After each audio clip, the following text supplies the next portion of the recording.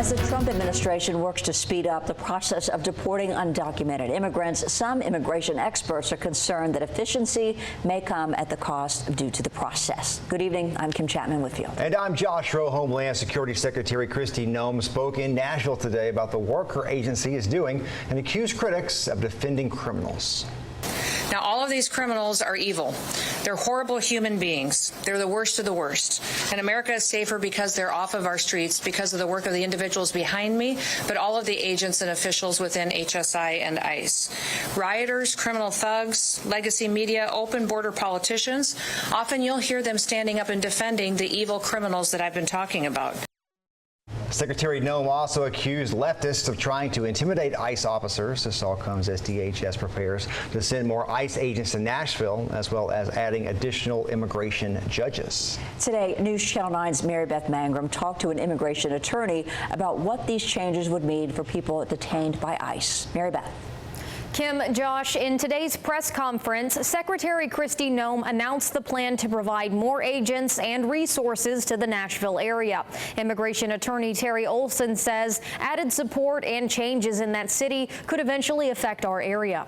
We're going after the worst of the worst every single day, get the murderers, the rapists, the child pedophiles and pornographers off of our streets and out of this country. Secretary Kristi Noem speaking in Nashville Friday morning and sharing details on the undocumented people apprehended by ICE. Since President Trump has taken office, we have arrested almost 300,000 and more criminals and illegal aliens here in the United States of America and brought them to justice and deported them out of our country. Saying there are plans to further support Nashville ICE operations by adding dozens of agents. More individuals and more agents, but they'll also see more training and equipment. We'll see more investigative tools that will be able to be utilized. I do believe in a year or two we could see ICE here more actively. I just don't think there's enough ICE agents now. Immigration attorney Terry Olson has worked in the state of Tennessee for decades, and with Noem's claim of who they pursue, the Trump administration has specifically targeted the worst of the worst.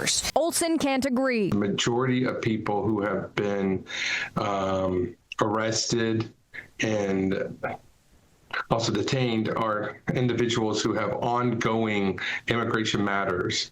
They have either court matters or they have either TPS or asylum matters. They're not individuals who have actual criminal issues. Secretary Noem also says more immigration judges could soon be presiding. Many times we have individuals who wait a long time to get through the immigration process, and that is one of the reasons that people point to while people get anxious to come into our country illegally is because it takes so long to do it the right way. But Olson says he worries that with more judges, then there'll be a need to find more people, not actual people who should be removed, just more people to feed the system. Secretary Noem also says that ICE agents are now facing an 830% increase in violence against them and their families. Kim?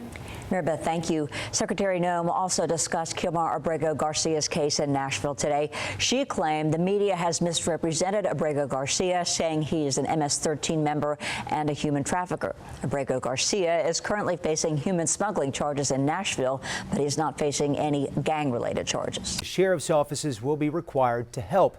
It's part of a new law that forces counties to participate in an ICE program, assisting in jails, on task forces, and a whole lot more. But right now, only about a third of Texas counties are signed on.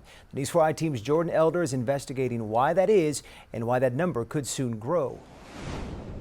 ICE is pushing for this program because it allows them to delegate some immigration duties all the way down to local officers. We went through the federal documents to show you which Texas counties are and are not on board. Walk around this way. An abandoned ranch right along Highway 90 in Terrell County. They'd been using this area for quite a while. Dozens of backpacks stashed here as migrants finished one journey and started another. No telling how many hundreds, if not thousands of people came through this area to get picked up along the highway. Sheriff Thaddeus Cleveland says discoveries like this are part of the reason why Terrell County was quick to join the 287G program through Immigration and Customs Enforcement. I see it as an extra tool in the tool belt. The program lets law enforcement agencies get in on immigration enforcement action. They can mix and match between three models: enforcement power in routine work or an ICE-led task force, serving and executing administrative warrants on migrants in local custody, and identifying and processing people eligible for removal who are already in their jails. Sheriff Cleveland says that's likely the easiest option for counties to sign up for. So they'll spend their time here and then they'll transfer over into ICE custody? Yes, ma'am. It'll allow us to identify them and then either turn them over to Border Patrol or ICE once they've served their time. About a third of all Texas counties have signed on to at least one model. But on the border, where sheriffs are arguably more likely to run into illegal aliens, Terrell is one of only 2 counties with a 287G agreement. They don't have to put the man hours into 287G. They can just call them and they'll be at their jail anytime they need them. Clint McDonald leads the Texas Border Sheriff's Coalition. He says just because these counties aren't signed up, it doesn't mean they're not working with ICE. Many of them just don't have the manpower to send deputies to training and then take them off the streets to work with ICE. But some of the trainings have now moved online. They've made it a lot easier for the counties. And so with that, I think you'll see more counties getting involved. Especially because counties will have to participate if they run or contract with a jail. The state of Texas has passed a bill that will require all sheriff's offices in the state of Texas to work with ICE under that agreement. With a choice between the 3 models. Bexar County Sheriff Javier Salazar says they'll follow the law, but the district attorney's office is still looking into what that will mean. The warrant service officer model seems to be the one that I would prefer if given the choice between those 3. He says it's a shorter online training and the tasks would keep deputies out in the community. It's actually not much different than what's already occurring and what's been occurring. Opponents of this law worry it will increase racial profiling, spread departments too thin, or create liability for taxpayers. For supporters, it's a way to assist the federal agencies. That Texas law requiring sheriff's offices to enter into this agreement with ICE will go into effect in January, and it also comes with some financial assistance for counties depending on their population size. Reporting from Terrell County, I'm Jordan Elder. Now, we do have this interactive map for you on our website right now. You can take a look around Texas and see which departments have already signed on for this program and which model that they're signed up for. We begin tonight with a vigil in Las Vegas for 57-year-old Jaime Alanis, who died a week ago following an ICE raid at a pot farm in Southern California. News 3's Jane Davenport is joining us in studio with more on the vigil and the reason this group is speaking out. Jane. Steve, Jaime Alanis fell 30 feet from a greenhouse roof during an ICE raid. He died the following day. The Department of Homeland Security says it was executing criminal search warrants, adding that Alanis was never in customs or ICE custody. But the people in the Las Vegas Party for Socialism and Liberation says that shouldn't matter.